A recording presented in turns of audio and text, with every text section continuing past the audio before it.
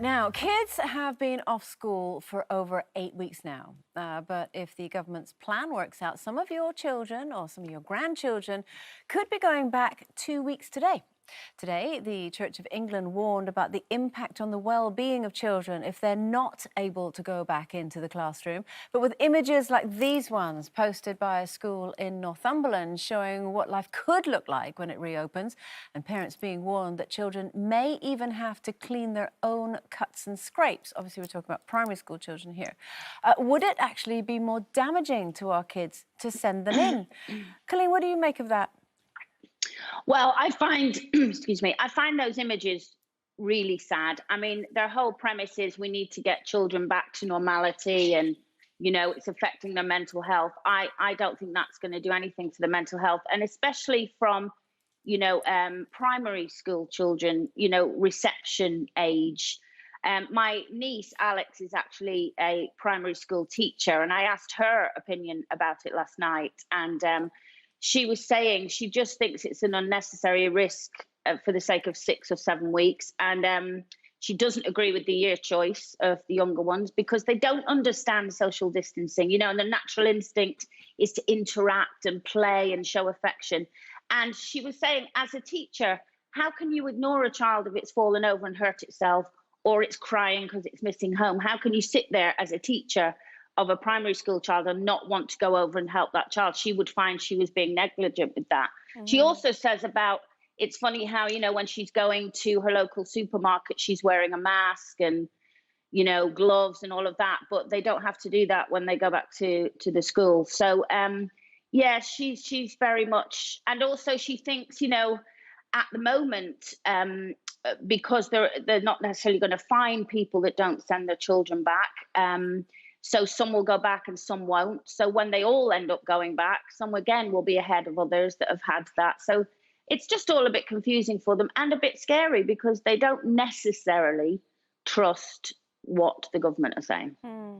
I think what's really interesting about one of the things Coleen was saying there, Jane, is obviously about some kids being further ahead than others. And that's one of the reasons why the government is pushing to get kids back. Yeah, no, I mean, I think they should go back. But I also think that if you don't want to send your child, that's totally your choice. You're not going to get fined. So, it's personal choice. But, a lot of the people that, so, for example, I don't know, there's like 8 former education ministers who've come out and they all say that they think the children should go back. And these are from both sides of the political divide. Yeah. So many education experts coming out and saying the same thing. And at the end of the day, this virus isn't going away yet. There's no guarantees. So whether they're at school or whether they're going to the park on their bike, there's no guarantees that they're not going to get this virus. But the statistics are so tiny with children. And I think if you weigh that up against the effect it is having on their mental health, they're just at home, and there's so many of my friends who say their kids are depressed because they love social interaction and they would rather see their mates, even if they've got to sit in a hoop in the playground, than not see them at all. But educationally, I think a lot of the parents I see on television sort of saying, oh, well, no, I'm not going to, they're quite middle-class parents. Either their kids go to private school or the private schools, to justify their fees, have been doing really good online education. So, there is an argument that they could probably stay home. Yeah. But there's 700,000 state school children who have had no education whatsoever. And already when you go into the summer holidays, their education goes off a cliff because they stop kind of learning how to learn. If you extend that way into September, when they eventually go back to school, at a point when there's still no guarantee they won't get COVID-19, they're going to be so far behind everybody when they're already disadvantaged. Plus, if they're at home in unhappy circumstances, school is quite often a place where that gets picked up.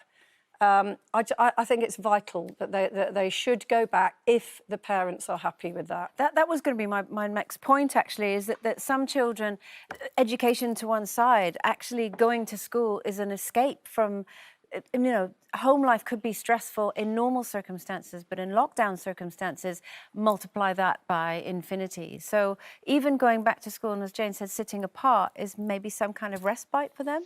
Well, I spoke to a friend last night who has a child that's GCSE age Yeah. and also a child that is in year 6.